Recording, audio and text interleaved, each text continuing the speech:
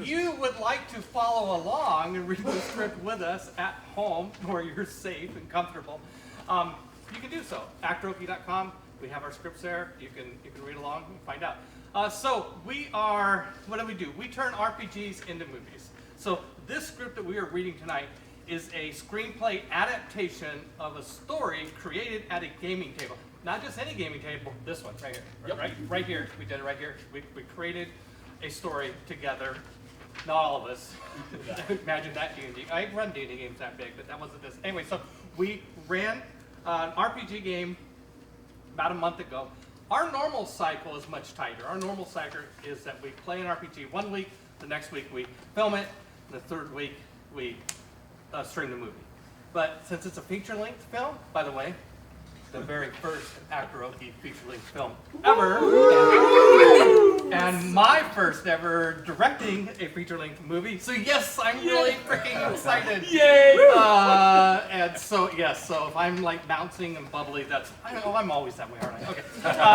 So normally we do that every week. We do that. This time though, we thought, well, for a feature-length movie, Steve said, I don't think I can write a script in 1 week. And that's okay. I don't think I can cast it in 1 week. So that's why we're doing it, 3 weeks. I mean, 3 weeks ahead of time, that's plenty of time for post-production, right? I mean, you really need more time than 3 weeks to do post-production on a movie. Not if you're doing Actoroke. That's right. All right. What else am I supposed to say? Hashtag World of Chaldea, hashtag Gen Con TV, etc. You'll wrap me up. We'll come around this way, and then whatever I forget, you can throw it in. Yeah, good? Great. Okay. All right, we're going to go around, do introductions real quick, and then we're going to read the script. All right, we're going to start with you, Javion. Hi, everybody. I'm Javion. I'm going to be reading for Augie as scheduled, but Marcus couldn't make it with us today, so I will be reading for the role of Rycolicus. Thank you. The way you say that. Hi, I'm Lowell, and I am returning as Rashidi, but also reading for Genesis. So this should be interesting. And where can we find you on the internet? Facebook. Perfect. Keep it going. Daryl. Hi, I'm Daryl. I am reading for The Black Cat, and since Stefano couldn't make it, I'm also reading for Brandy tonight. And I'm on Facebook with Lowell. All right, Gabriel. Hi, I'm Gabriel Vega, and I'll be reading Thackreel, the Dwarven Quartermaster pirate bad dude. And then I'm subbing for somebody named Tofu. Brian Sutherland. Brian Sutherland. Yes, I hope you're doing well tonight, sir. I'll be reading the part of Tofu as well, a halfling.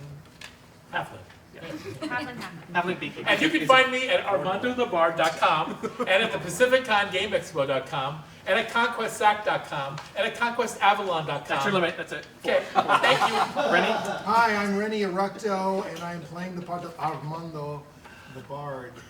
And you can find me on social as Rennie Francis or Rennie Eructo. Hi, John J. Bishop. You can find me on Instagram or Facebook or Twitter under that name. I will be playing the role of Torgrim the Dwarf and learning English the whole time while I'm doing it. Hi, I'm Thor and I will be playing Calcimer the Cleric, #blessed. And I'm at Thor and I at all the socials. Hi, I'm Layla Blue Arm Panahi. On social, you can find me Facebook, Instagram. Look up Seattle Nights. I will be playing Claw. Hello, I'm Scott C. Brown. As always, the Scott C. Brown on the social whatevers. I don't know what I'm on because I don't ever use them. I am playing Radarno and versions of Radarno. Hi, I'm Owen Weinert. I will be reading for the role of Cosmo the Magnificent. Yay! And please leave my corners of the internet undisturbed. You will not like what you find there. I'm Jesse Keeter. You can find me on Twitter at Jesse_Keeter. I'm playing Sagacious and subbing in for Pancake and Carolyn. I'm Carlos Narvaez. I'm reading for Razine, and you can find me on Instagram at SF_Bandito. I am Megan Karimi Nasser. I am on Instagram at Megan and Eggs and Twitter at Megan K. I'm sorry about the names. I am reading for Hadra and subbing for Rahat. Hi, I'm Sarah Moore. You can find me all over the internet at Pixies and Pins, and you can find me here every Friday night on Gen Con TV on Sarah's Table. Yay! Yay! And tonight I'm going to be playing the role of Pansy and subbing in for Ann Carlton as Sally. Excellent, excellent. I have to sneeze. While you're sneezing, you should find us at World of Chaldea on all of the socials, and you can go to worldofchaldea.com to check out everything, including the script, as he mentioned before. Bravo, Sarah. Team small. All right, we are going to do it. We're going to read the script for Actoroke Christmas Special. I will be reading the action text, and my name is Peter Atkinson. I can be found. Where can I be found? Mostly at World of Chaldea, but There we also go. on Facebook as himself. There you go. Peter Atkinson. That's right. Okay. Here we go. Yeah, it's going great so far. Good start. Yeah. Half an hour in, and we're starting to read the script. Okay. Over black, we hear a Moorish melody. Vocals rise and resonate over a map of Tamika as it fades to vibrant life. Super, the continent of Tamika. The camera sweeps west to east over the map. Super, the heart of the Cordovan Empire. Our eyes glide over the kingdoms of Latium, Sabinium, Francia, Mantus, and finally, Andalus. Our flight zooms closer now, south along the coast to the city of Juba, a Moorish heritage site, and the Granada Palace. The Granada Palace is surrounded by lush Riyadh gardens, water sculptures and fountains, a Moorish monument to centuries-old wealth, and closely cultivated izzat. An uplifting Moorish instrumental melody carries over the palace. We follow the music as volume gains to the banquet hall.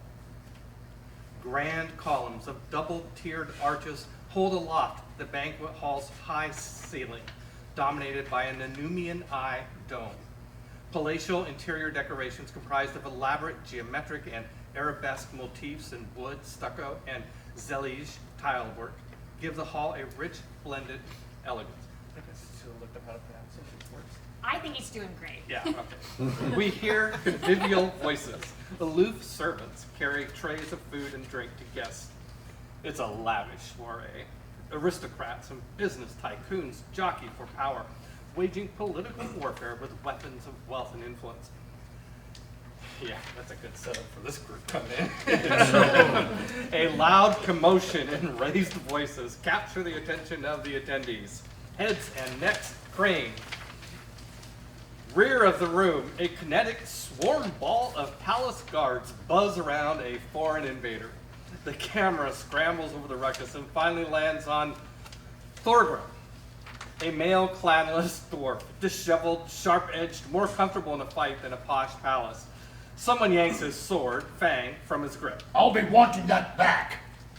He takes in the fancy forum and severe-looking dignitaries. Well, what are you gawking at? Dwarves ain't extinct yet. Claw, a female wilder elf, and Pansy Lightfoot, a female halfling, shuffle into view, uneasy under the spotlight. On Pansy, her eyes illuminated by the expansive wealth on display. Oh, Rogue's Paradise. I'm gonna mingle. A hand belonging to Calcimir Alderman, a priest of Dionysus, gently reins her in. Bad idea, Pansy. This is not a shopping trip. Shopping is never a bad idea. Claw suddenly smothers Calcimir in hugs and kisses. You my +1 this evening, handsome? I need an alibi. Torgrim slaps Calcimir fondly on the shoulder. Any idea why we're here? Nope, I was voluntold to be here. Ditto. Strongly advised to attend. Razine, a human male, Moor, the charge d'affaires, agent of Rahat, steps close, appraises the four with a cool raised brow. This way, please. Malika Rahat awaits. Razine announces the Ballbarians. Malika Rahat, I present to you the Ballbarians. On Pansy and Claw, scanning for more friendly faces. Aren't we missing someone? Where is Armando? Cut to exterior night, the Trillium Fields. Armando Equus Blake, male human bard, upon his gallant steed, Rudigor, galloping at breakneck speed across wind-split plains. Sing like the wind, karaoke! Karaoke bursts into song, serenading the evening ride. Both of you should. Oh, yeah, we'll sing. Till the welcome knell of the midnight bell rings forth its jolliest tune, and ushers in our next high holiday, the dead of the night's high noon. And karaoke is his sword, right? Yeah, Okay. yeah. That's a sword. It's a sword. Yeah, It's a sword. Yeah. Singing Singing sword. It sings in Singing harmony. Sword. Yeah. Seems like a Okay, back in the banquet hall, 4 out of 5 Ballbarians stand respectfully before their host, Malika Rahat, Regal Guildmaster of Andalus. Is he not a member of your troop? My apologies, mistress. Armando is a time optimist. He always makes an entrance. I'm sure he'll be here momentarily. Don't worry about the mules. Just load the wagon. If he deigns to appear. Claw, please present this to your colorful raconteur. Rahat motions, Razine hands Claw a legal document. Maybe he'll be pleased to learn his name is cleared of previous false allegations. I'm returning him his title and position as a rightful noble of Andalus. I don't know why I bother. Wait! Armando bulls into the scene, slip sliding on polished marble, coming to a rest on one knee, head bowed. At your service, divine Malika. Razine steps in quickly with introductions. Mirza Armando X Blake, Your Grace. Annoyed but hiding a bemused smirk. I have eyes, Razine. Fashionably late, Mirza Armando. Better to arrive late than to arrive ugly. Torgrim scans the silent guests, hanging on every word and nuance, ready to devour any morsel of palace intrigue. Is that why we're here? To honor Armando? In part. Please follow me. Malika's audience chamber. The Ballbarians follow Malika Rahat and Razine into a private adjoining chamber, and Away from prying eyes. Malika Rahat looks towards Claw. And discerning ears. Why associate with those no-good, two-faced bastards? Rahat chuckles, enjoying an inside joke. Oh, Torgrim. If only politics were that simple. She retrieves a stack of invitations from a nearby table. You've been invited to return to Graver's Dig. You're quite the celebrities. Each Ballbarian in various stages of shock are handed a personalized invitation. In your absence, the Ballbarians' mystique and reputation has grown. Graver's Dig wishes to capitalize on your fame and is hosting a special hunt in your honor. I thought we were outlaws. There's a bounty on our heads. That was the case. However, things have changed of late. Gossip and pesky innuendos suggest that Brigthwina is no longer in Graver's Dig. The people are in charge. Oh, the people in charge have changed their mind, so it seems. Really? Armando fidgets, finger half poised to interject. Yes, Armando, do you know something about this? The bard scans his friends' faces sheepishly. I might have promoted these rumors a teensy bit. But yes, she is no longer there. How do you know? I saw it directly with these smoldering eyes. You went back to Graver's Dig? That's where you snuck off to, you bastard. Having fun without me? Tis true, and pity, tis true. You could have been killed. I was in disguise. So, what you're selling in disguise, you cheated on us? You're damn sure she's permanently gone? I'm damn sure I had nothing to do with it. These invites. It could be a ruse to lure us back. She's the trickiest little bitch. Rosine clears the frog in his throat. Yes, Razine. After receiving the invitations, I did a little digging. Digging. Engraver's dig. Graves are the best place to dig, Malika.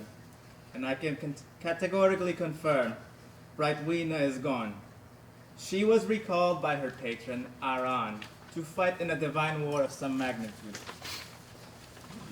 Rahat chortles sarcastically, an awful, disdainful rancor that swells into a voluminous gale not entirely human.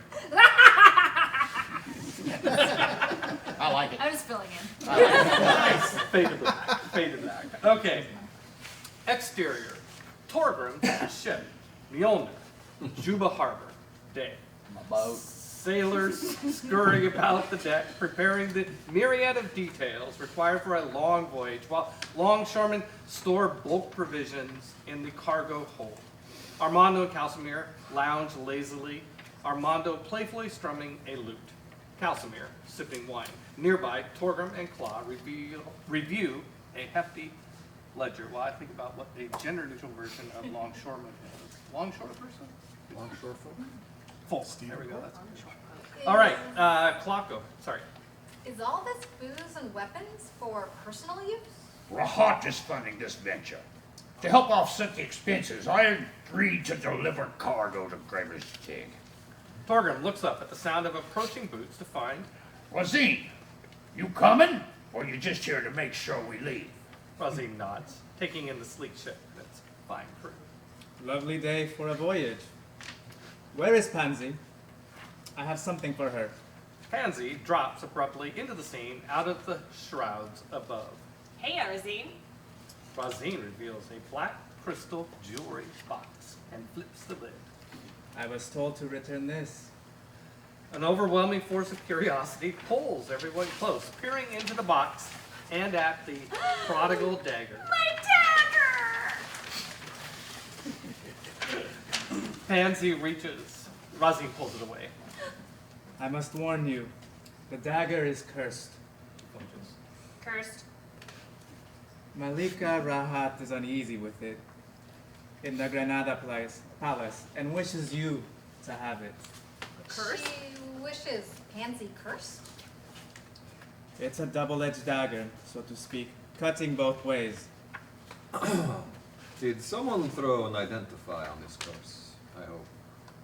Somewhat. The wielder, Pansy, will have no regard for the wealth, or personal or otherwise, and will splurge extravagantly. Damn! Makes sense why Malika Rahat wants no part of it. The prodigal dagger returns. You will need to take steps to protect Pansy and your money. We skipped. It's okay. Pansy quickly pushes her money pouch to Claw. And what's the upside? Better be an upside. The dagger and Pansy cannot be found, not by any magical means known. Divination or scrying, you carrying that thing, you don't exist. Imagine a thief with such a device. Pansy snatches the dagger greedily. I can imagine it. Exterior, Torgrim's ship. Mjolnir, the great sea at night. Torgrim's ship cruises the open water under an Enumian tapestry of stars. Greed, the Enumian constellation, reaches its zenith of influence. Fight 2, Torgrim's ship, Samaria coast, day. Mjolnir sails south toward the mouth of the Boyonogo River and Graver's Dig. Super, 3 weeks later. Ship off the starboard bow! Well done. Nice. Good form. Technique. Torgrim's ship. On the deck, sailors move urgently to their stations, glancing nervously seaward. We hear irritable voices saying words like pirates and frightened. Torgrim stands on the quarterdeck, stoically glaring out toward the sea. Calcimere approaches the dwarf captain. It's the novelty. She flies the flag of the Tritonis. Torgrim growls irritably as he raises his spyglass, and we see through it. POV, Tritonis ship, a Mycenaean caravel. Its deck bulging with bloodthirsty buccaneers, weapons ready. Well, hello. We got us some pirate friends. A beautiful woman carrying a colorful garden parasol, quite out of place amongst the dirty sailors, stands next to the pirate captain. He zooms in on the woman carrying a trident. And that ain't his wife, I'll wager. She's a Triton. Who's the captain of the novelty? Do we know? The Black Cat. His real name is probably something stupid like Daryl Judd. Bird. On the quarterdeck at the same time. That's a pretty ship. I bet she's got a belly full of yummy goodness. Sir Foley Harberton, professionally known as the Black Cat, is an Amian swashbuckling fencer and pirate captain, judging by his flamboyant attire and the rapier at his side. Caroline, the navigator, rubs her greedy hands. What's your orders, Captain? Thackreel, Hammerfist, dwarven male and quartermaster, studies a thick tome. It's the Mjolnir out of Andalus. Business?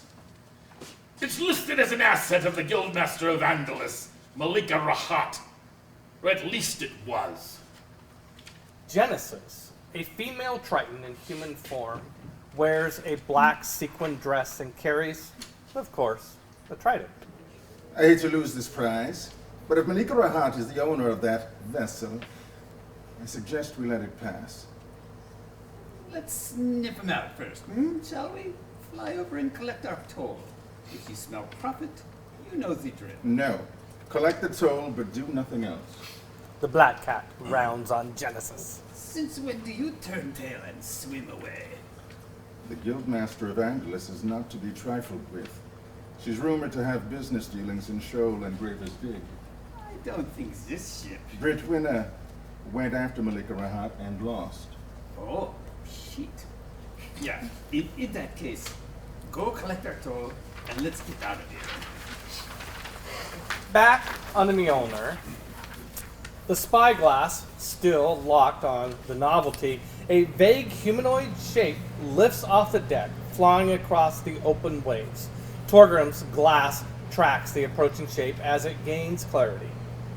A dwarf soldier, brimming with heavy weapons and armor.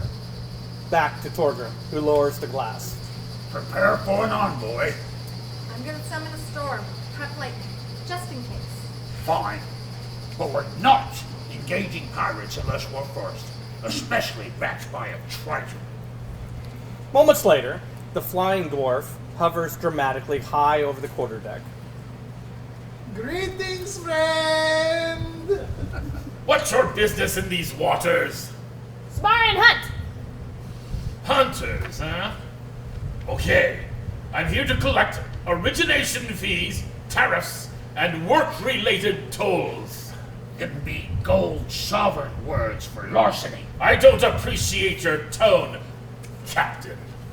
Calcimir holds up his invitation. We have a special invitation from the Pentaval. The dwarf lands abruptly with a sharp bang and jerks the invitation to study it. His eyes shift warily from parchment to the 5 Ballbarians. You? You are the Ballbarians? That's us, movers, shakers, and mischief makers. We still hold the record for the Graver bracket. 27,600 points. Does that matter? Only that we've been expecting you. Please proceed to the guest wharf. VIP slip 1. And off Thackreel Hammerfist, we dissolve to Graver's Dig, the guest wharf, later. Torgrim's ship, Mjolnir, receives VIP treatment moored to a well-ordered, pristine wharf. Dapper-dressed dock workers promptly manage every minute detail. Calcimir exits the ship, stops, looks. A ghost town stares back. The streets are nearly deserted. Where is everyone? A man in full hooded robe approaches. Sleepy. Augie's sparkling, youthful eyes and broad grin peeks out from under a heavy cowl. Augie! The Ballbarians rush to greet their old friend, smothering him in a flurry of handshakes and hugs. Welcome back. I've missed you. Celebratory music explodes. A marching carnival band led by a drum major approached the wharf, marching in time to the lively music. And giant bees. The flying circus sneak attack the new arrivals, buzz low overhead. Behind each bee trails a long ribbon containing the names of each of the Ballbarians. Agi, did you organize all this just for us? I gladly volunteered, but no, many people were involved. Come! Augie leads the Ballbarians away from the wharf into the VIP zone, populated with newly built estate homes and upscale businesses. We have private rooms reserved for you in Marnmock's Keep.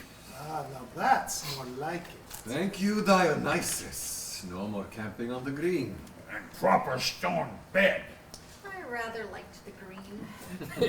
Meanwhile, we find Pansy trailing distant, forlornly watching the flying circus disappear over the horizon. No, please come back.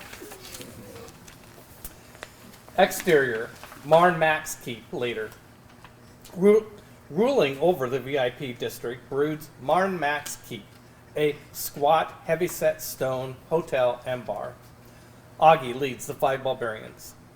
Inside the private banquet room, Rashidi, a distinguished Targonian dressed in rich black and silver pentavolo robes, rises to greet the newcomers. Beside him, Hajra, human, comely Samatian woman in identical attire. Armando beams at the sight of the lovely Hajra. Hajra! She runs and tosses her arms around his neck. Oh, it's so cute. Who says good and evil can't mix? Hajra suddenly slaps Armando. You came to town and you didn't say hi? What? You did. Don't deny it. When? 3 months ago. Everyone backs off. Calcimere and Claw grab chairs. Someone bring me some popcorn. I'll have a beer.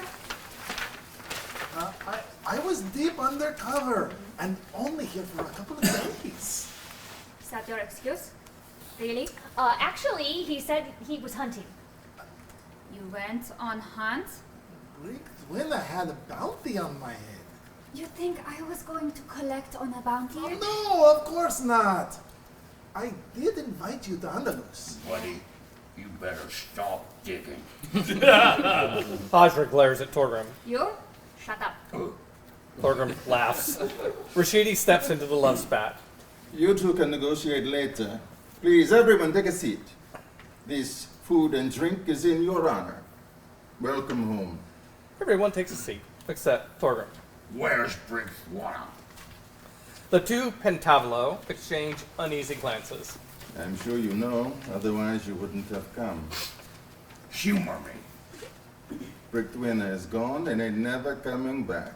I'm in charge of the Sumerian hunt. Torgrim remains dubious, but reluctantly sits. What's with the lonely streets? It's a ruddy tomb out there. That's why we invited you. Claw yanks her invitation and reads. This says something about a Ballbarians reunion tour? What is that? I particularly like this part. It says, injury or death may occur. That's just dreary boilerplate filler. You know, legal indemnification. Uh-huh. Since Brickwinner's wild hunt, doldrums have rather seeped into Kravis Keep. Murder and mayhem have a way of driving off customers. Can I tell him? Huh? Can I, please?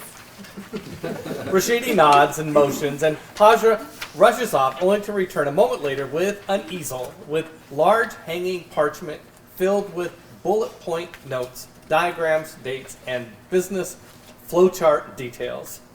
Okay, to reignite excitement and tourism in Graver's Dig, we want to enlist your celebrity as part of a larger marketing campaign promoting you Ballbarians on an exclusive hunt.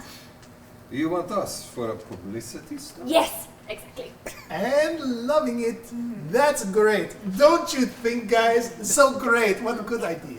Okie dokie. We've arranged for the acclaimed artist Maxim Otolinik to illustrate your portraits to be hung around town and used in marketing materials.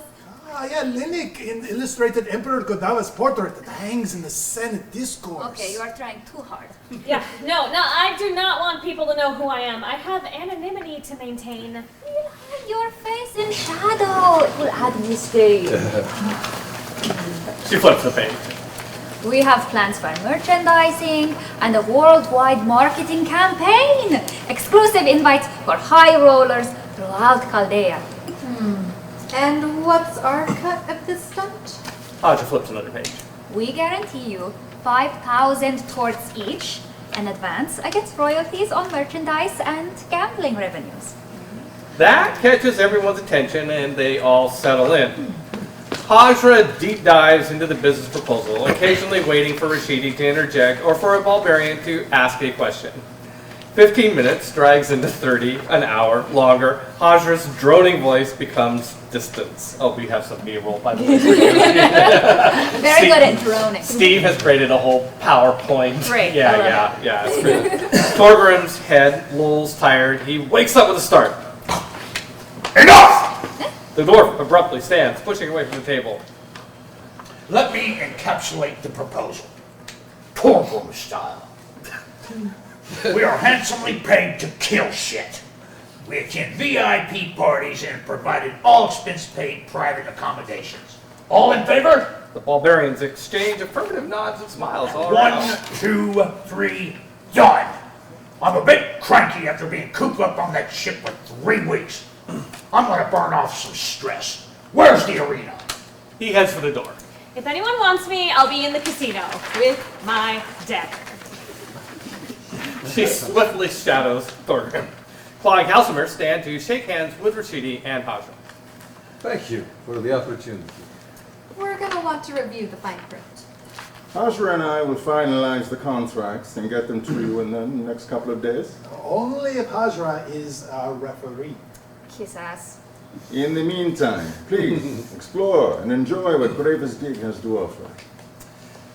Inside the Marnmax Keep hallway, moments later, Rashidi and Hajra converse as they head to the stairs.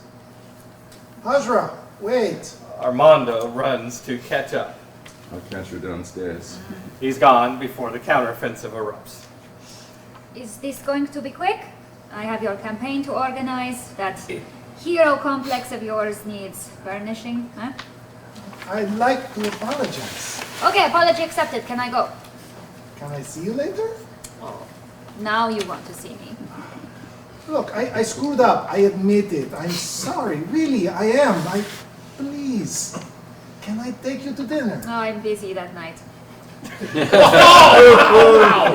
She heads to the stairs, but not before lobbing one final thought. Oh, around town, I would avoid dark places if I were you. All right. Exterior, Graver's Dig, night. Moon appears. Her lunar light casts resurrection on the sleepy ghost town. The low-energy, humdrum streets come to life with fast-paced resort town nighttime action. In the arena, packed with grunk dravers, or maybe drunk gravers. Hunters, I'd like to blame it on a typo by Steve, but no, that was just all me. And creatures of the night, as Torgrim enters, makes his way through. As he goes, we pick up snippets of conversation. The words, Ballbarians, Torgrim, on everyone's lips. A tipsy man, Radarno in disguise, jostles roughly into Torgrim. Sudden recognition. Hey, man. I know you. You're Thorgrif Boulder Holderson. Ballbarian. Is it you? It's me. Excellent, man. You looking to brawl tonight? Arena fight. I was thinking about it. Far out, man. Oh, heard you were back in town. Was hoping you'd show. Loads of people lining up to fight you. Yeah? Of course. Oh, top of the fight card is a green, juicy one. The tipsy man escorts Torgrim into the main arena floor as chants of Torgrim, Torgrim, Torgrim, Torgrim, Torgrim, Torgrim. Someone just begging to meet you on the pitch. You game? Bring them on. We hear a familiar cackle of a voice. Torgrim! Enter Sally. Gladiator Sally. Green monster mayhem ready to rumble. Buckets of booze rain from a packed house. Torgrim, I can't believe you're stupid enough to come back here. The booze intensify as Sally holds her hands triumphantly aloft, reveling in their disapproval. Give it to me! You ready to dance? Torgrim looks up at the throngs of bloodthirsty spectators and then pulls Fang. That's a sword.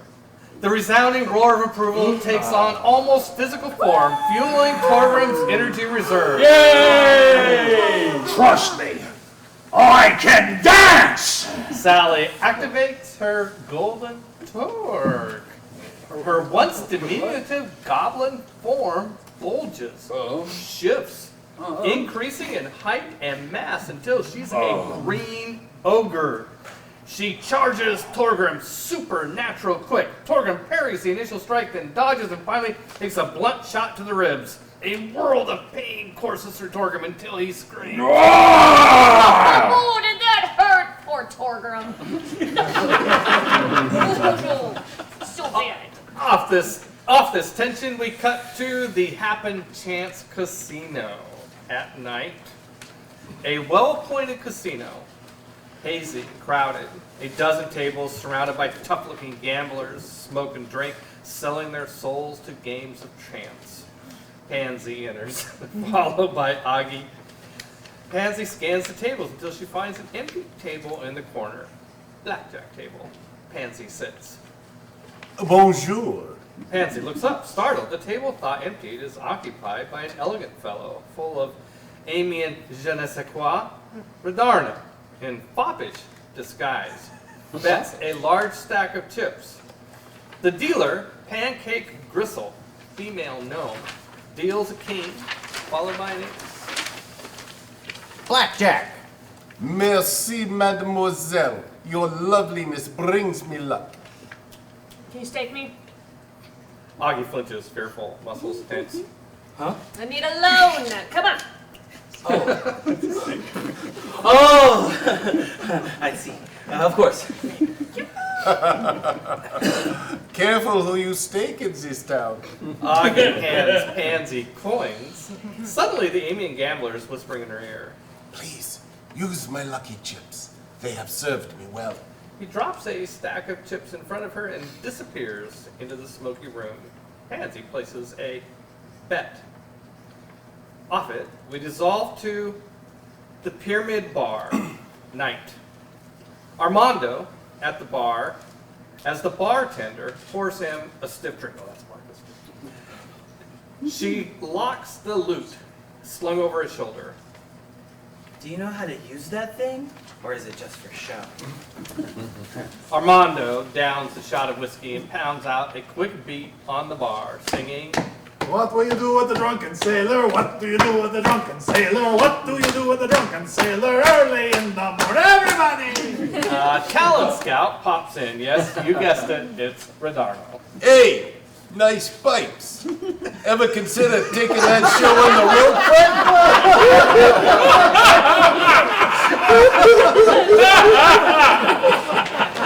Fred? What's so funny? Not a damn thing. What do you have in mind? Exterior of the Vim and Vigor, night. Calcimere and Claw approach Vim and Vigor, the local brothel hotspot at peak hour.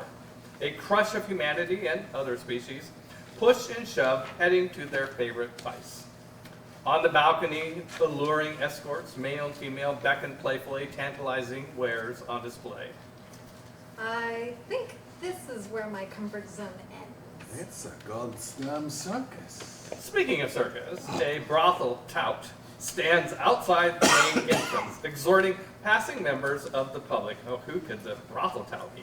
If you have the vim, we have the vigor. Bacchanal adventures await. Have you experienced our latest attraction? Which one is that? Bricolicus, Manor Bower of Bliss. My curiosity is piqued.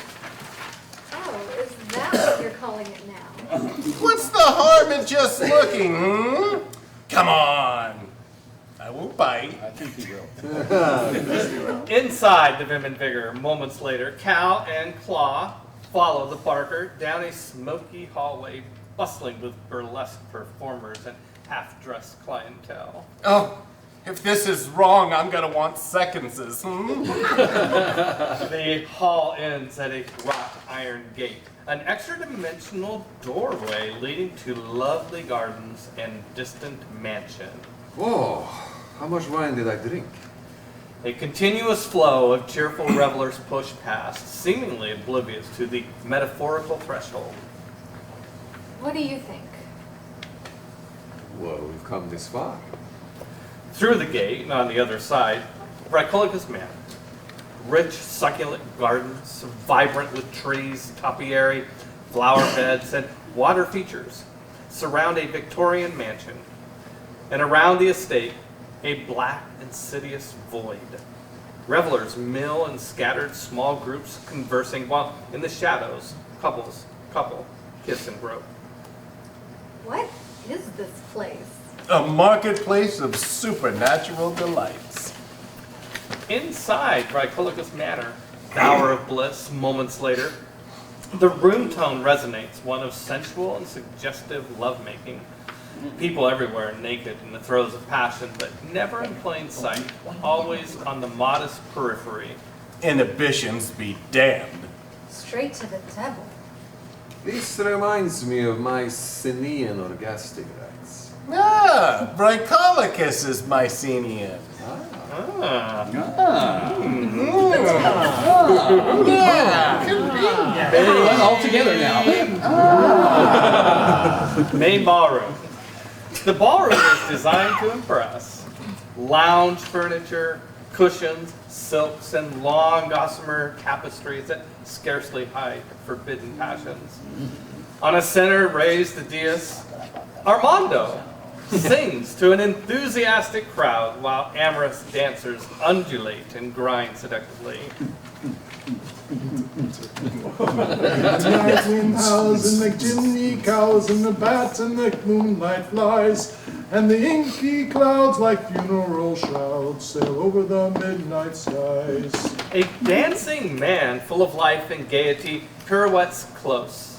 You honor me by coming to my affair. Count Bricolicus, handsome and regal, never stops moving. Our master of ceremonies, Count Bricolicus. The Count sweeps Claw off her feet, dancing a waltz. You have a beautiful home. In beauty, there is truth. He releases her back to Calcimer. Let's drink to new friendships and bonds. The Count suddenly has a champagne goblet provided by Redarno, as do Claw and Cal. To blood, sweat, and tears. They down the effervescence. Please partake of all the pleasures my estate has to offer. He motions with a grand gesture. Claw and Calcimer's attention are force-drawn across the room to a momentary glimpse of tantalizing beauty. Dancers shift like a heat mirage blocking the succulent view. The couple sweat, suddenly hot and bothered, heads swimming. Is the hot in here? Something is wrong. Blinking, they rub sweat from their eyes, pulse quickening. Dancers move, and there she was again, her aura radiant. Genesis, the austere Triton from the pirate ship, stands, blood-red lips curled into a wicked grin.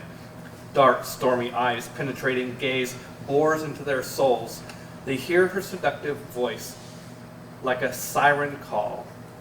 Don't tease me unless you're going to please me. Claw flees the room. The barker's lips brush Cal's ear in a whisper. Wouldn't you say it's worth your soul? Pansy squeals in delight. We cut back to the Happen Chance Casino at the same time where Pansy, Blackjack! I'm on a roll! Yes! she rakes in mountains of chips. The dealer glances toward Augie nearby, preoccupied in a conversation with a couple. Your friend has been turned. Sorry, what? The dealer nods at Augie, talking up to the couple. Your guide? He's a vampire. It's the cow. Sure giveaway. What? She swivels, searching for Augie. Once you see it, you can't unsee it. Vampire predator. You get to wear bangs. Exterior, Graver's Dig Arena. Same time. The crowd roars. Fight of the century pandemonium. We hear mad screams for Torgrim and even a couple for Sally. Arena floor, sand and blood, close action. Torgrim and Sally toe to toe, bludgeon each other. Close on Sally, she snarls, displaying vampire fangs. Uh-oh. Why, Sally, what big teeth you have. It's better to eat you with. She hisses and snaps viciously at his neck. If you wanna dance, you gotta pay the fiddler. Torgrim channels aspect of the bear. Grapples Sally in his big mitts, spins, S-P-I-N-S, Torgrim. An accomplished Highland Games competitor, hammer throws Sally, sending her sailing out of the arena.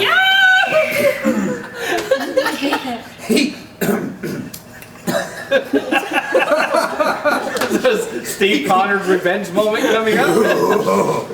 He who hingeth about, getteth hee-haw! Heading back to the Bower of Bliss at the same time, musicians play, people dance, vampires stalk. The Triton, sultry, sinewy, seductress, advances slowly. Two-Shot, Genesis, and Calcimere. I'm a cleric of life. I desire to kiss you, and not just on the lips. Calcimere succumbs to her embrace. Fade to black. Dream sequence. Interior, Bower of Bliss. Night. A wide, empty, grand ballroom. Calcimere and Genesis embrace. Waltz gracefully. Step, slide, step. Claw politely taps Genesis on the shoulder. May I cut in? Yes, darling. Genesis nods respectfully, passing off her dance partner, Calcimere.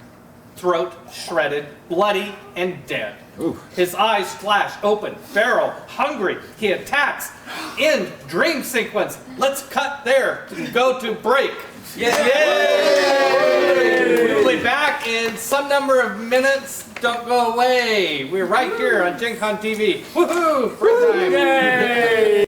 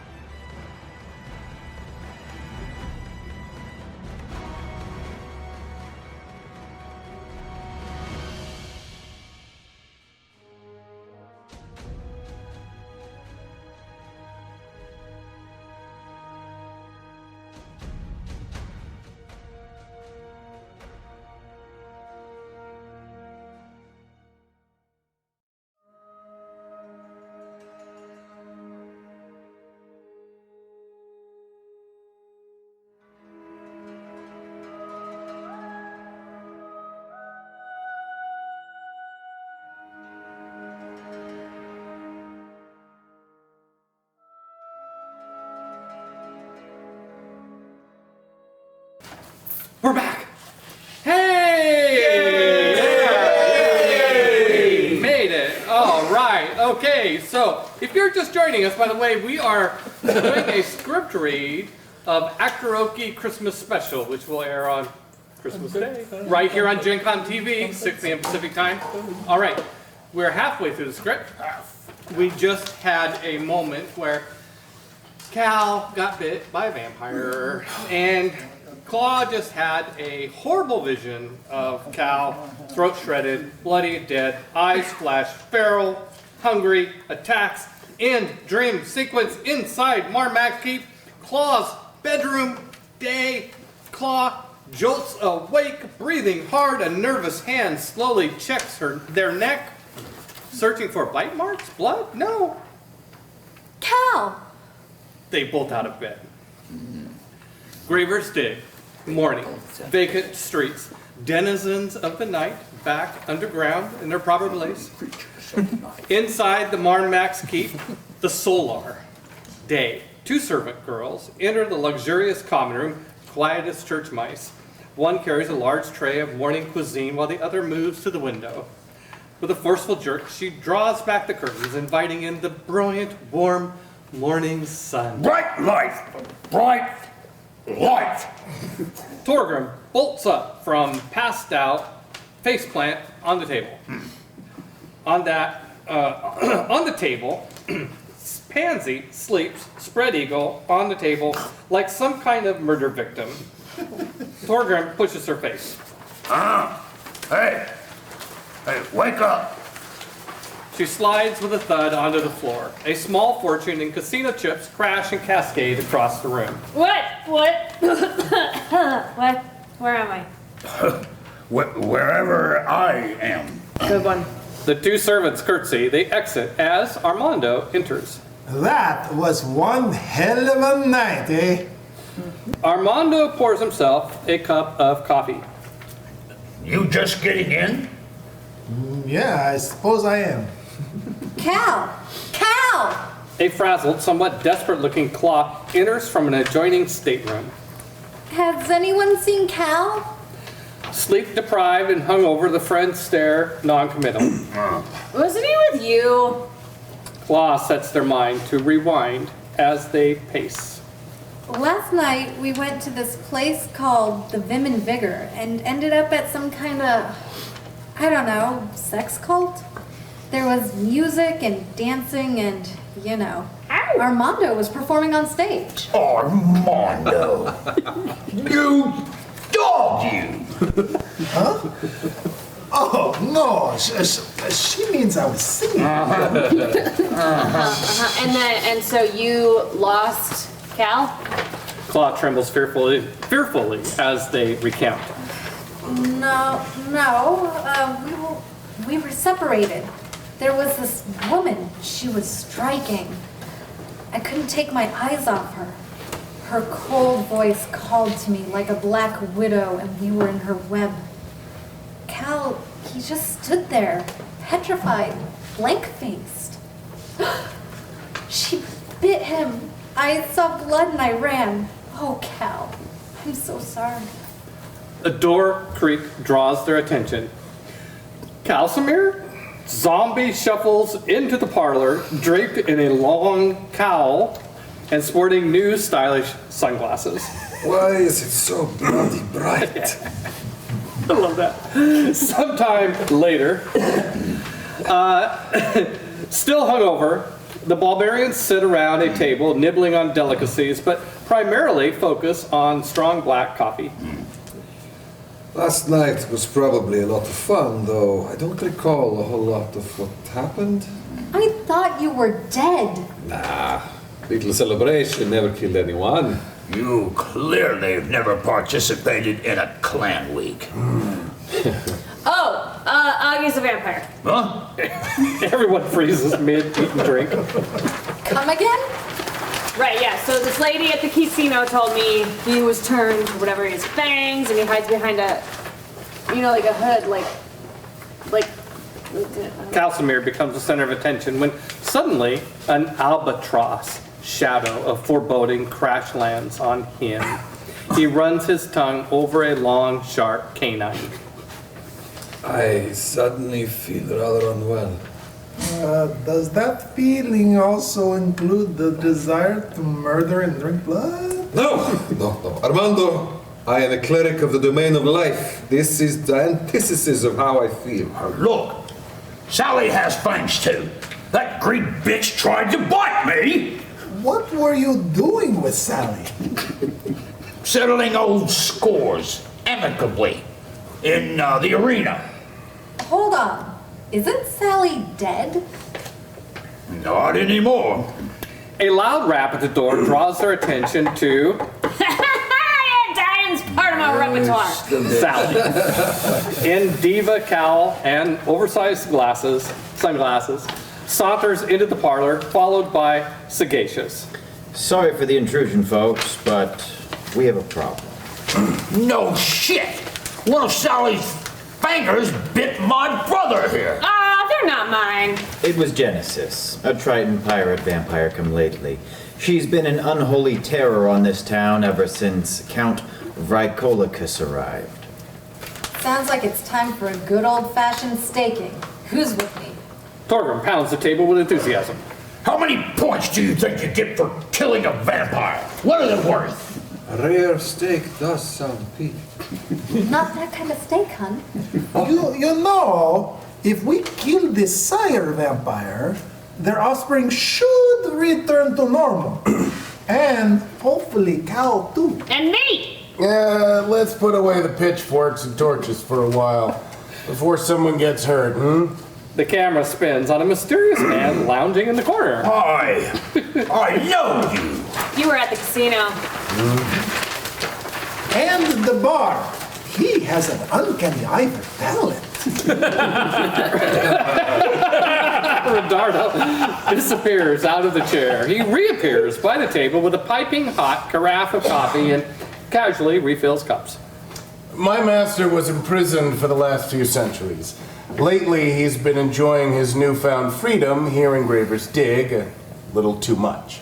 He recognizes things may have gotten out of hand. Chugging straight from a bottle is getting out of hand. If Genesis was to, let's say, suddenly disappear under mysterious circumstances, my master might agree to let it pass, look the other way. Claw stands aggravated, a tempest in a teapot. Listen, whoever you are, my partner is a vampire infected, and you lured us to that grave. Redarno smiles pleasantly and nods. I am Redarno, both steward and guardian to the renowned Count Vrikolicus. In other words, crypt rat. Should Genesis drop dead, Do something. oh, I will. My master would be graciously in your debt. I bet he would. If you need the Ballbarians to solve your little Triton vampire problem, you'll pay. And handsomely. Redarno and Sagacious enjoy a bit of stare-down competition before Torgrim cuts the tension, stepping between the two. We will gladly accept handsomely for tomorrow for a murder today. What do you say, Redarno? The two shake hands. But when she's ash, if Cal ain't good as gold, you beware the sunlight, symbol, and stake. Point taken. You should take care never to insult a devil until after you've passed through hell. Redarno snarls a wolfish grin and disappears. You gonna give us a hint where she's at? No. Oh, I know where. Fade to black. Max Keep, the Solar, later that day. Close on huge gauntlets, dropped with a clang on the table. Master wants to donate his strength gauntlets to the cause. Wide on the room, Sally pulls up a chair next to Torgrim and the other Ballbarians who are camped about the table. Why? Sally turns a toothy grin on Torgrim, hisses. He's a Genesis fangbanger too. Brigthwina ain't here to help him. Odin's balls. An ogre vampire. Sagacious burns a path into the floor, pacing the room. Genesis's hunger overwhelms any restraint she might have had. Normals in this town are a growing minority. We need to do something. Sally, you said you know where she hides. Yeah, Genesis has a private residence in a hidden pirate cove north along the coast. It is impossible to find. And you can lead us there? No. Sorry, we can't participate in this. Murder for hire? Do you ever get your hands dirty? Genesis is a Triton ambassador to Sheol and Graver's Dig, a political liaison appointed by Tritonus. So? So, she's a Triton, ruthless and powerful, and well-connected. Tritonus controls the Great Sea, and increasingly more and more piracy. Is this it? Among other things. Won't Tritonus eventually find out Genesis was turned into a vampire? That's likely why Vricolicus is sanctioning this endeavor. And wants to avoid a shark-feeding frenzy, him being the main course. Sagacious nods and tosses a bag of holding onto the table. You can use the bag as part of your infiltration scheme. Pansy's eyes ignite, sugar plums dancing in her mischievous little head. In a blink, she stashes it in her. Where did she hide it? In a what? Don't worry about it. In a what? I'll be wanting that back. So what's the plan? I'm getting hungry. First, we need a few things.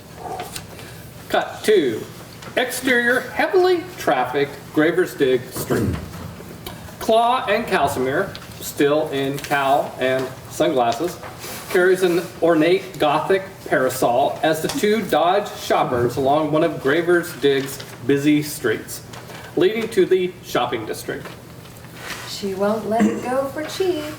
We'll get it. A large flea market tent. Day. Claw and Cal enter a large Moorish tent, stuffed to the gills by vendors seeking protection against the relentless sun. They jostle through the busy market, eyes searching for Brandy's gnome trading cart.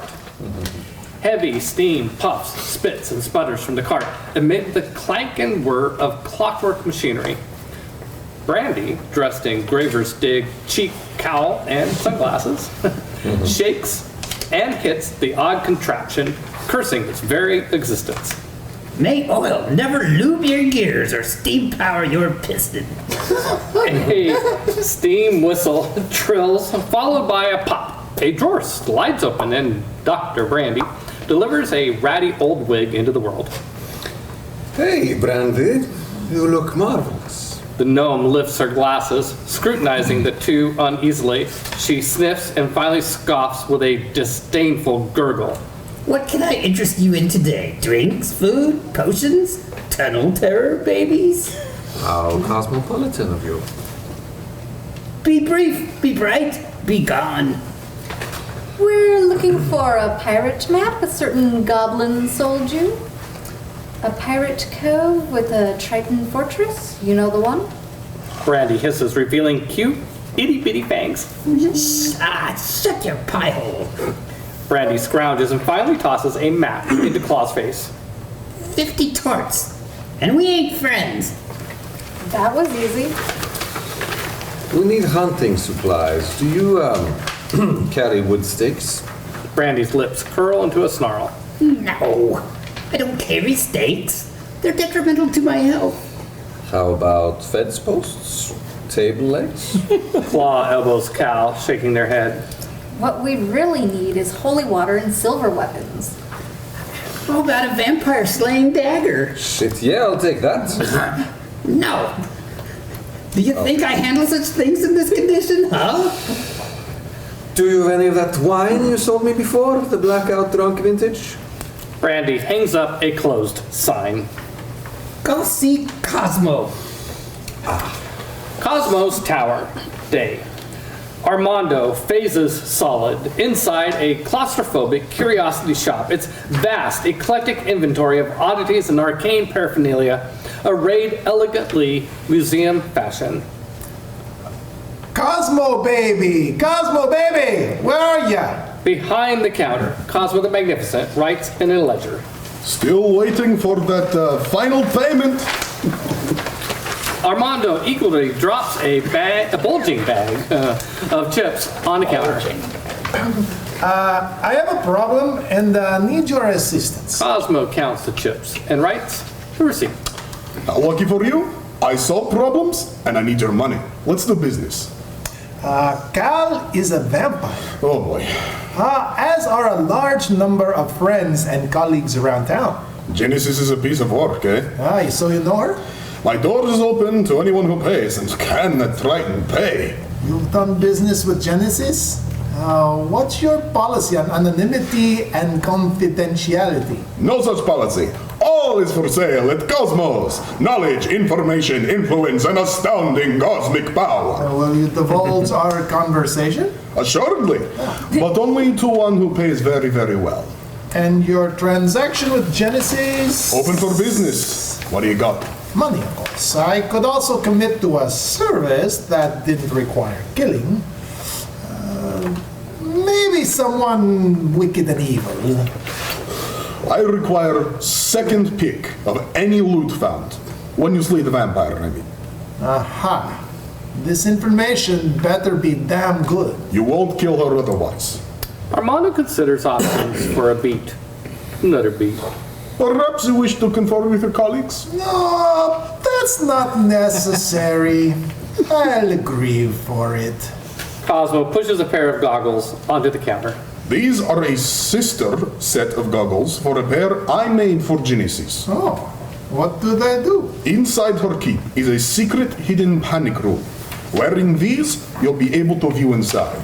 Okay. And... This room exists outside of physical reality, much like my tower. She goes there often, or will retreat there if she feels that she is in danger. How do we get her out? You can't. However, if you wait patiently, she can't stay there forever.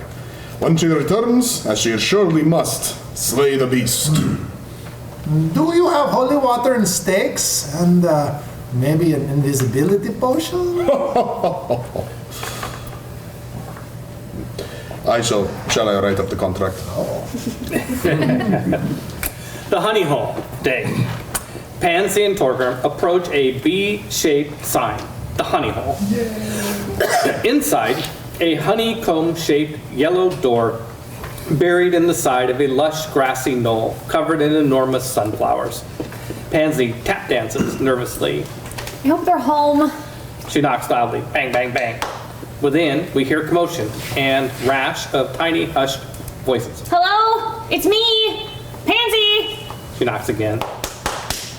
Tofu! Come on, open up! More shuffling and muffled voices arguing. Finally, Pansy? Yes, it's God's damn Pansy. Open your beehive. Oh, I'm here with my friend, Torgrim.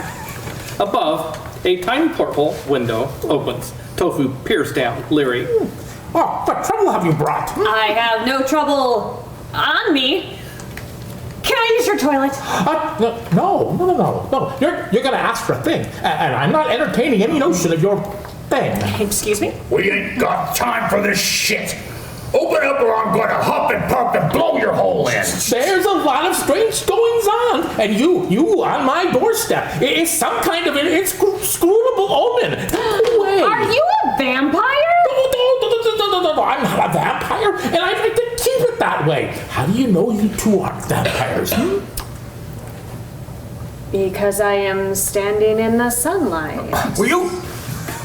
Hurry up, she's gotta pee. Yeah, I'm gonna burst. The window snaps closed, and a couple seconds later, the door swings open. Pansy pushes in, kisses Tofu as she runs. I got a tingle. Halfling bladder. I'll wait out here.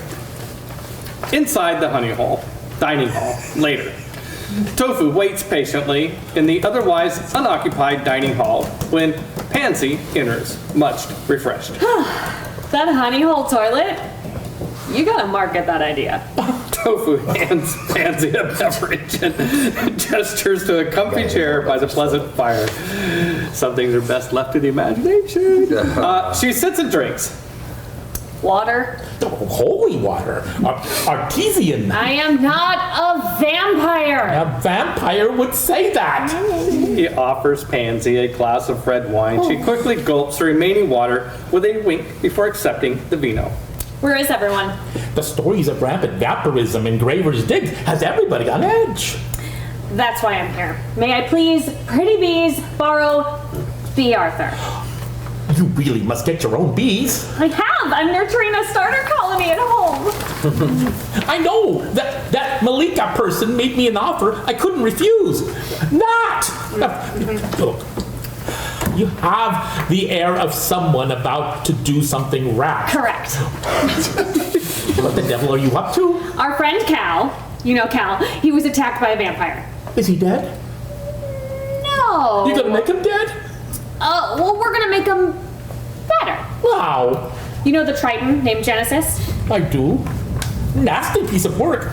She and those bloody corsairs of hers festered in sea caves north of here. Pansy yanks the prodigal dagger. Her eyes flashing red in the firelight, she drains her glass and throws it into the fire. Okay, first, I'm gonna backstab her, followed by a slash across the throat, and when she's down, I'm gonna gut her like the fish that she is. And afterwards, I'm gonna make her fangs into earrings. And I'm gonna say Kellen the whole time. That's terrifying. I know, right? She is a vampire. Pansy gently caresses her dagger, the room silent except for the crackle of the fire. She tosses Tofu a bag of chips. That's maybe like 3,000 torts. It's to borrow Bee Arthur. Take her. Really? Oh, with my blessing. Please, just fly away. Oh, bless you, Tofu! No superlative can accurately describe what your friendship means to me. Tofu's rough exterior melts. Please bring Bee home safely. Yeah. Fade out. Yeah. The Great Sea, wild blue yonder, day. By the way, I'm just saying, this is like my favorite moment in the whole script. Cotton candy, pink clouds scamper playfully across the stratosphere, pushed by warm tropical winds. Bee Arthur drops out of the clouds, down angle. Pansy hugs the giant bumblebee for dear life. Down, down, down. The camera makes a stomach-churning drop, struggling to keep pace with Bee Arthur as she dives toward whitecaps and the Great Sea. Bee hits the air brakes, levels out, hugging the ocean waves, staying just above the crests and spray. The coast of Samaria comes into view, a tiny speck on the horizon. Tiny grows to small, then big and bigger. Slow down, girl!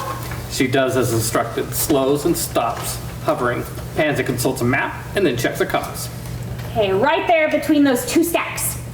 Bee waggle dances excitedly. Everybody now. It's a very big bee. Yeah, we're recording that. That's going to be the one we're going to use. Entire cast for credits on Bee.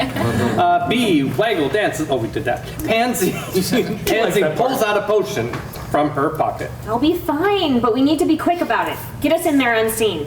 She downs the potion and magically disappears. The now riderless Bee shoots forward like a cork out of a champagne bottle, skimming across the open water. Closer to the clandestine pirate cove. Bee Arthur zips and dips, explores, and finally scores a route in and rides the tide unnoticed into the cave. Cut to interior Marn Max Keep, solar day. The 5 Ballbarians stand around the table studying Brandy's map. The cave is large enough to sail ships in and out, a safe harbor from weather and unwanted prying eyes. There's a dock, warehouse, and a bunkhouse or barracks, and a few other huts. And more apparently, a keep somewhere here. Calesto's part of a much larger cave network that meanders up and down the coast, stretching back to Graver's Dig. And that's how they smuggle their ship into town. The pirates named the cave Telesto because it means success. And they've been extremely successful, by all accounts. Getting in ain't going to be easy. He's right. We should expect the cave to be garrisoned and fortified, though. So what's the plan? Well, thanks to Sagacious, you all jump into my new purse, and B. Arthur flies us in nice and easy, and I will be invisible. Armando? Armando hands her a potion. B will fly casual like, and then hopefully we don't get noticed. Okay. Calcimer leans close to the map. Once you land here, in this deserted section, it should be sufficiently dark to hide our movements. Oh, this is where the fun escalates. Show him. Do it. Calcimer transforms into a bat, darts around the room, and then just as quickly transforms back into human form. Cool, huh? Claw shakes her head disapprovingly. Because I'm a badass bat.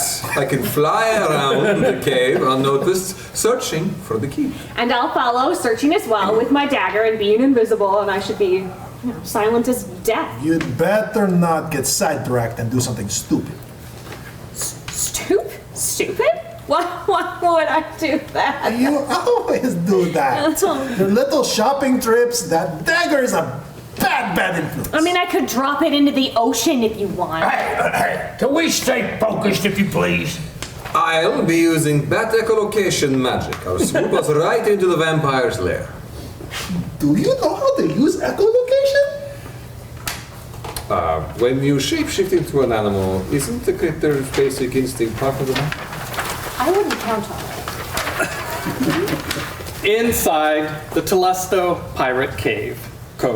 Cave Cove, same thing. Calcimer Bat strikes the cave wall hard, screeching in pain. He falls, flapping and floundering about on the cave floor. Ooh, you okay?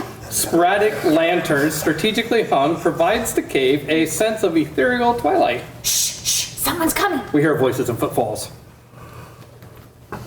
I'll look. Stay there. Thackreel, hammer fist, flies into view.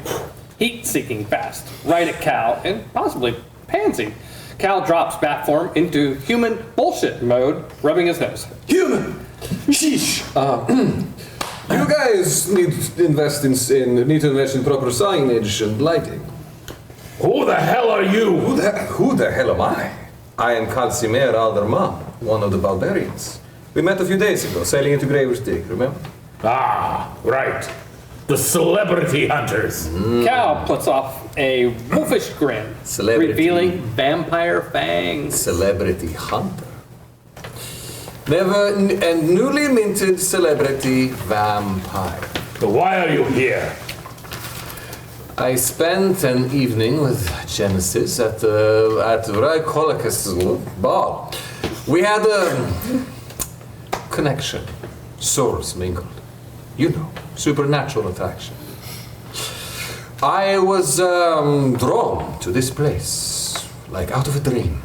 Cal's eyes meander over Thackrell's body and stop at his neck. Dwarven blood has a rich, earthy flavor, notes of damp soil, mushrooms. Okay, Javion's losing it here. What do you see that we Dwarven blood? Dwarven blood. He's a family. You know? Like that, right? All right, Thackrell, shift us back, uneasy, glancing up at the window. You better come with me. Cal follows the flying dwarf to the stairs. Thackrell quickly levitates up the stairs as Cal follows, taking 2 steps at a time to keep up.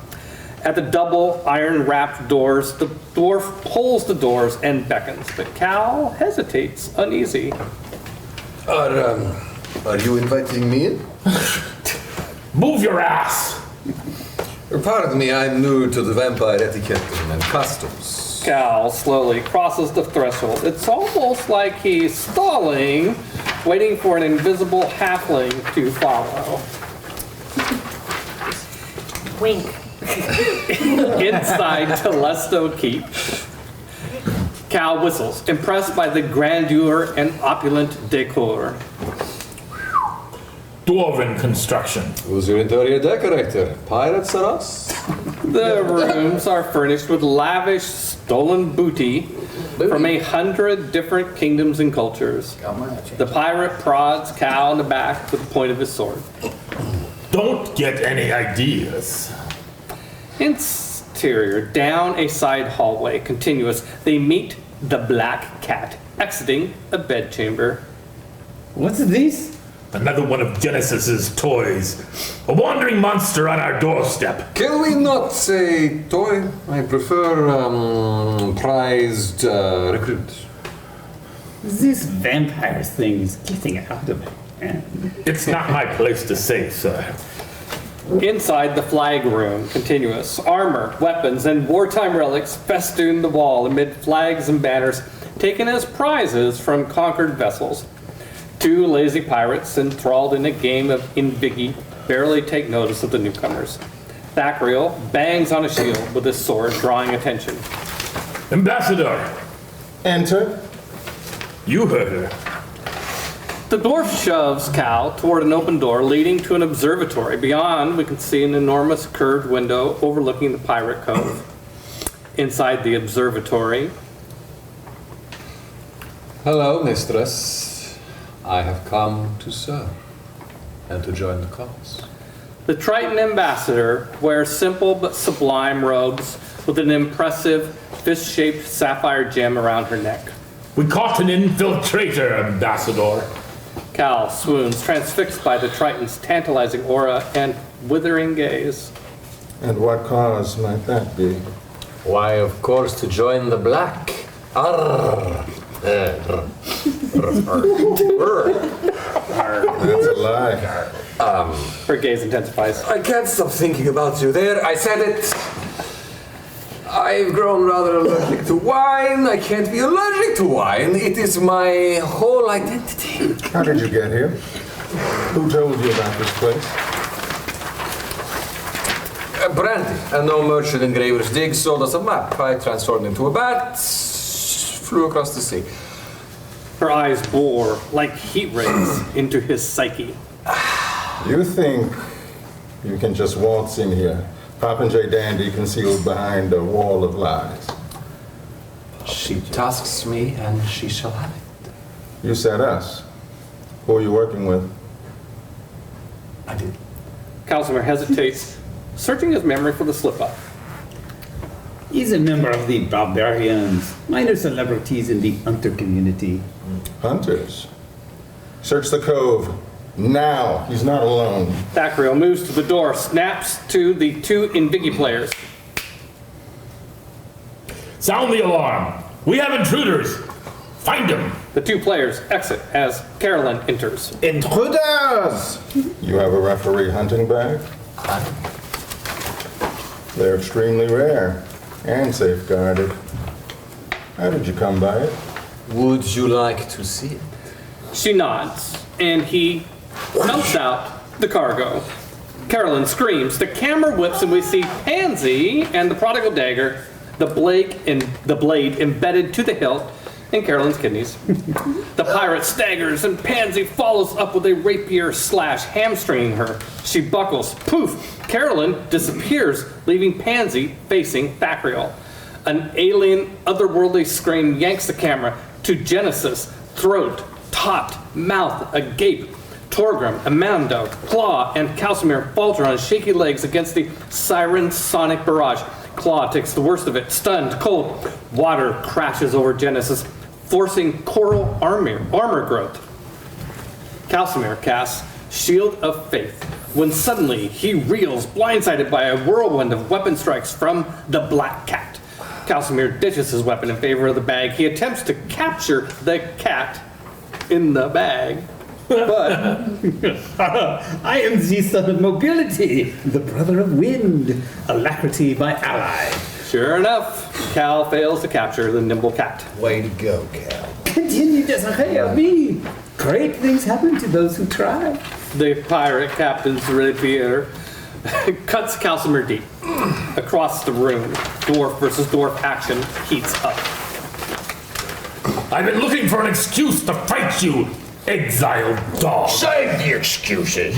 If it matters, you'll make time. Thackreel batters Thorgrim with cold steel. Torgrim snarls, using the pain as motivation. He returns serve, giving as well as he takes. Nearby, Armando inspires the troops. Claw is a Ballbarian who is a druid. Her gender is really quite fluid. When they wild shape, we all stand the cape, and thus the sliver Greg is concluded.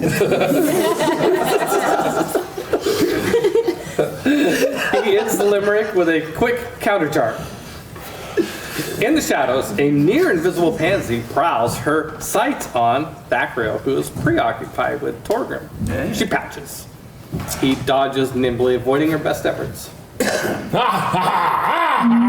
I see you, tiny tot. That's so disappointing. Close by, Calcimir's wounds regenerate. He fights against the thrill of swelling vampire ecstasy. Oh my, it feels like so good. Dionysus, forgive me. You see, you do appreciate my many gifts. I can give you so much more. Join me now and forever. Never! I'd rather drink cooking wine.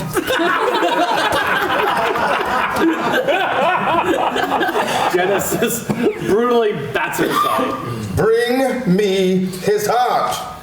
Cal and the cat dance, their feet poetry, their weapons grace, intentions grave. The cat beats Cal back into a corner. The adversaries locked struggle face to face. Your teeth aren't as white as they could be. You talk entirely too much. The cat suddenly morphs, swallowed by the bag. Kitty, kitty. Ha! Curiousimir killed the cat. Ow! Please. Not right. Genesis extends her hand, commanding Cal. Be still and know that I am your God. Give me the bag. No. Find the keepers. Cal casts Beacon of Hope in combination with Mass Heal. Out of a sea of despair rises a flood of hope. Genesis shrieks in torment as her vampire life energy is forcefully drained. Claw opens the heavens, calling upon Moon. A slivery beam of pale light illuminates Genesis. You're in the spotlight now, barnacle bitch. Ghostly flames erupt, burning all that they touch. Across the room, Thackreel presses, becoming more and more frantic and agitated as each strike misses. Your technique is brutish, lacks finesse. Living amongst pirates has not improved your game. Eventually you will die. I've made it my life's calling to rid Chaldea of clanless scabs. Torgrim punches him in the face. Oh, no, probably gonna punch you in the face. You're gonna learn to accept infinite disappointment. Armando sings, inspiring the Ballbarians. Another song. This is to the tune of Can You Hear the Drums? Fernando. Hear the drums, Fernando. Oh, yes, I do not know this song. Yes. But believe me, I will learn it tomorrow. Can you... Gabriel, Yeah, why sing, don't you Gabriel. sing it for Rennie? Can you hear the bard Armando? Do you hear him singing right into your soul? Can you hear the bard Armando? Saving you shall be his solitary goal. There is nothing that you need to fear when you are near Armando. Man, you got that right. Carolyn reappears in the corner just as the moonbeam burns away Genesis' coral armor. She releases another full-throated siren shriek and poof, disappears, leaving the moonbeam spotlight empty. Claw redirects the moonbeam at Carolyn. Pansy empties a bag of ball bearings at Thackereel's feet, causing him to slip, stumble, spins out of control. Extreme close-up on Pansy's fierce and determined face. Oh, did you see that? Thackreel slowly falls off her blade. Thump. Cal rushes in, hatred boiling. He directs positive life energy at the fallen dwarf, grabbing him harshly by the face. I am no one's toy. Thackreel chortles. You find your coming death funny? I'm not a vampire. Thank you for the heal. He kicks Calcimere and flies into the air, catching Torgrim off guard with a couple of solid whacks. Damn it, Calcimere! Whose team are you on? Sorry, Torgrim! Torgrim bull rushes Thackrael, sending him sailing into Carolyn and the Boon Meme. The Boon Meme. The Boon, I like that. The Boon Meme. Yes. He writhes in pain and is momentarily blinded. Torgrim wades in, sword ablaze. Quail before your enemy. On Pansy, she puts on the Cosmo goggles and searches. Pansy POV. Genesis is still in the room. Kind of. She's there, but not there, in a parallel dimension. Cal, the bag! She darts, snatching the bag from Cal, and swings it at Genesis, but it passes through nothingness. Genesis lifts the middle digit and smiles. Nice. Pansy points back with her "your ass is mine" middle finger. She slips back into shadow where she waits. In the corner, Carolyn scrambles for Thackrael's hand. Come on, Thackrael. This party is over. Good luck, Genesis. They disappear with a snap. What chicken shit? For a long beat, the Ballbarians do nothing, waiting for the next shoe to drop or hammer to fall. Pansy, please, tell me you got an eye on her. She is right there! Here? Yes!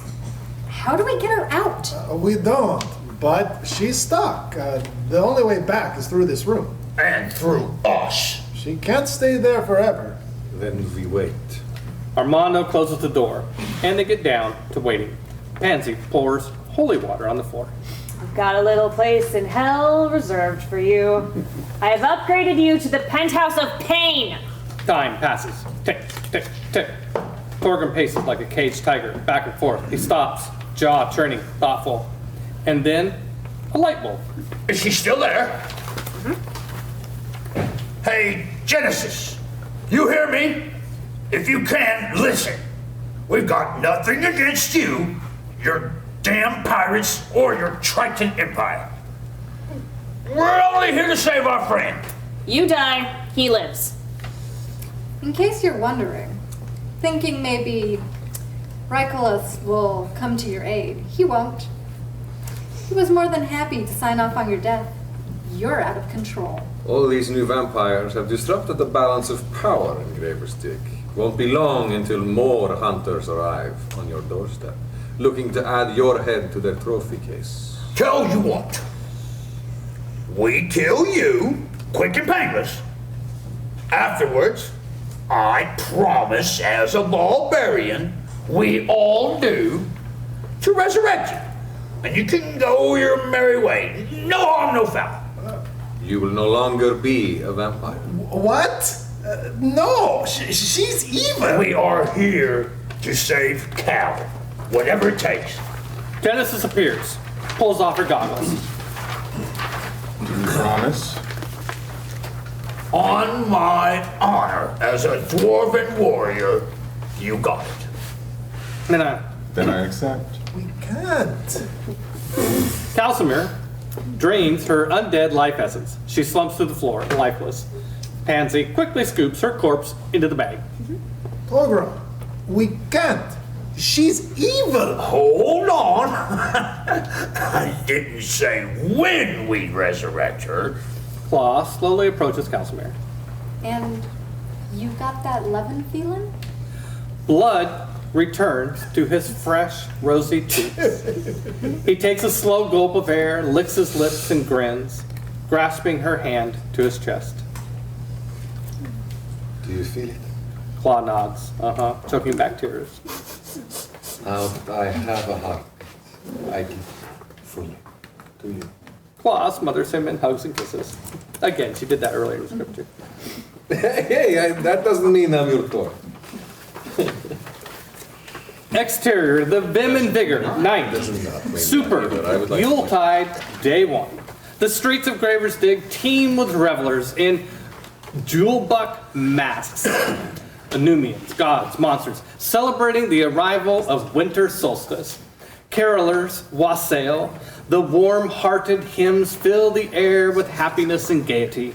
The 5 Ballbarians, each in a mask, approach the brothel, relaxed and ready to celebrate. That's my favorite part. A fire is burning, the long night draws near. All who need comfort are welcome here. Redardo told me, but what the? Vraicolicus. Vraicolicus. Thank you. Redardo told me Vraicolicus sets a mean feast. I don't know. His last feast was on my neck. It wasn't the Count, per se. Did I hear my name? Casimir still has a neurosis from the last time he attended one of your master's parties. Fear not, Casimir. Redardo rings solstice bells. I wish you good fortune, I wish you good cheer. Tonight we make merry, 'tis the best time of year. Now come quickly before it's too late. The gate is open to the Vraicolicus estate. He runs to the door and flings it open. Hurry along now, the fun is quite near, with sailing songs and kegs full of beer.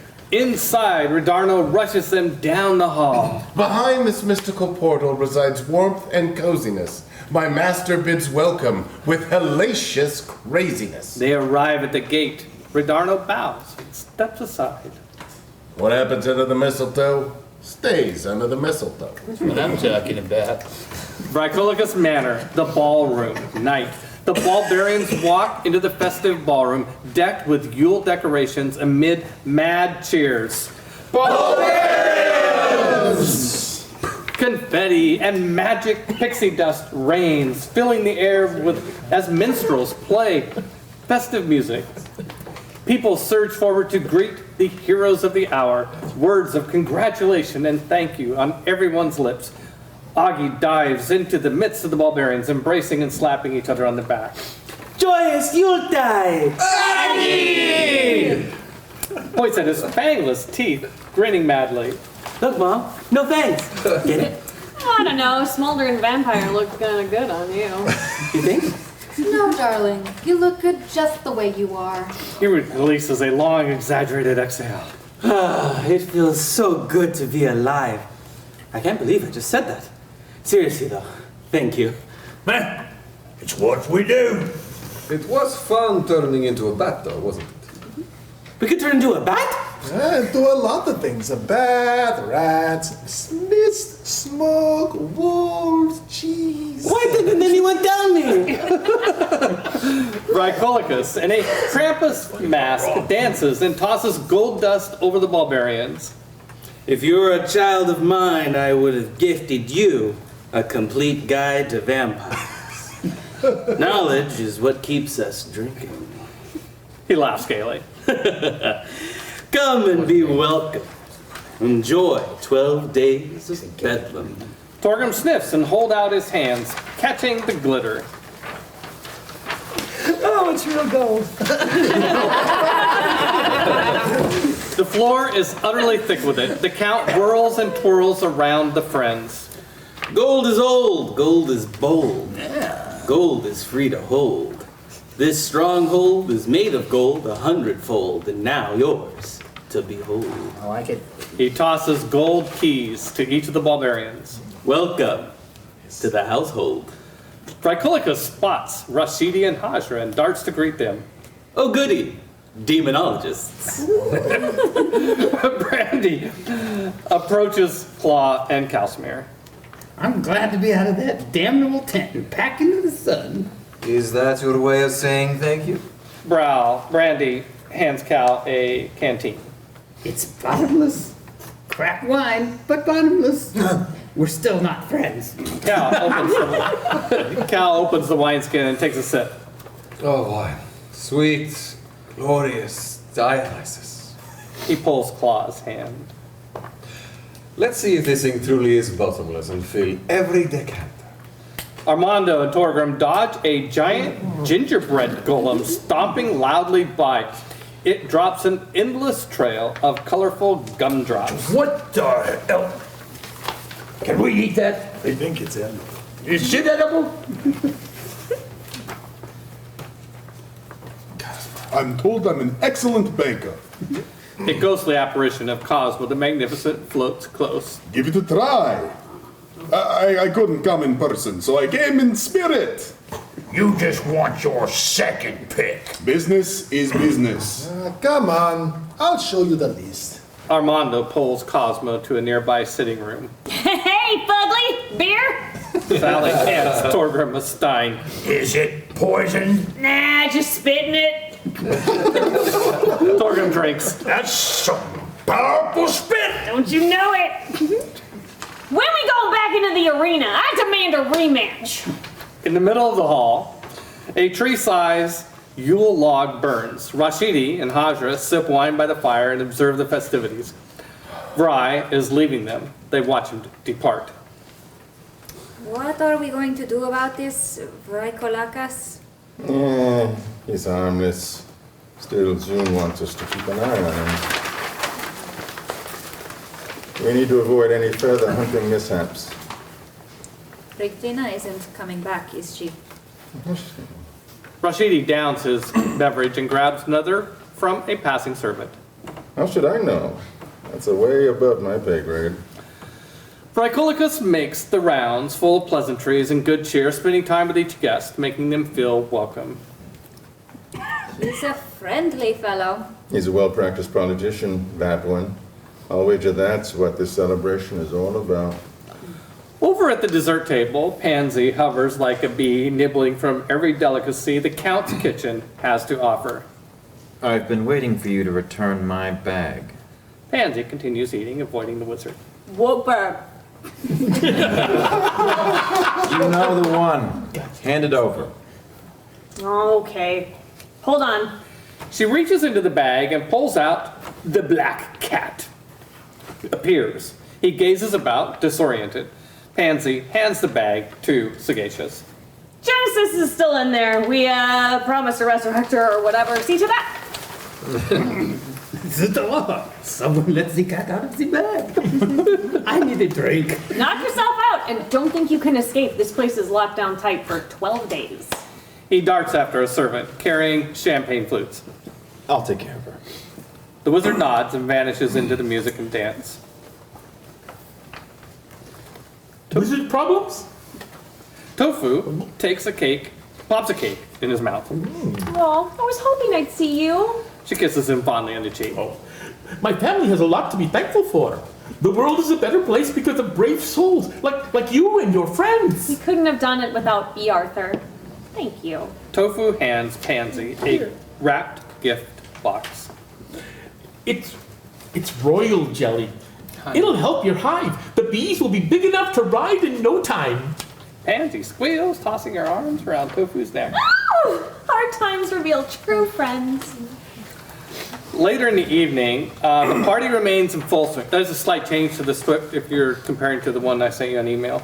The party remains in full swing. A cleric of Thor makes the rounds, bolstering people's constitution and detoxifying. Prostitutes, huh? Razine hands Vrykolakas an old bottle. Sorry, I read that wrong.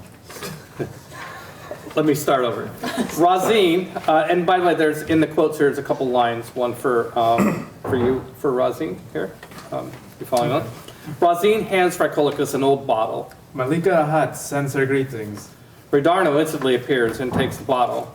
I'll see to this, master. Vrykolakas gushes, thanks them both, and flits off to the next guest. Ridarno blows dust from an old bottle and reads the label. Anisette de los Duendes. He slowly pours liquid contents into a glass, hands it to Razine, who nods graciously and accepts. Gracias. A most excellent party. Ridarno hands a glass to the black cat. He bows and leaves. The two tap glasses in cheers, enjoy the rich liquid. You are a pirate, senor? Or is this an elaborate costume to woo the ladies? I am the captain of the Novelty. My ship is versatile. What business brings you to Craver's Dig? I am in the service of Malika Rahat, the guild master of Andalus. The black cat stops mid-drink and then slowly finishes. I am there. Foley Arberton. I would very much like to meet your boss, your Jefe. Buzzing smile.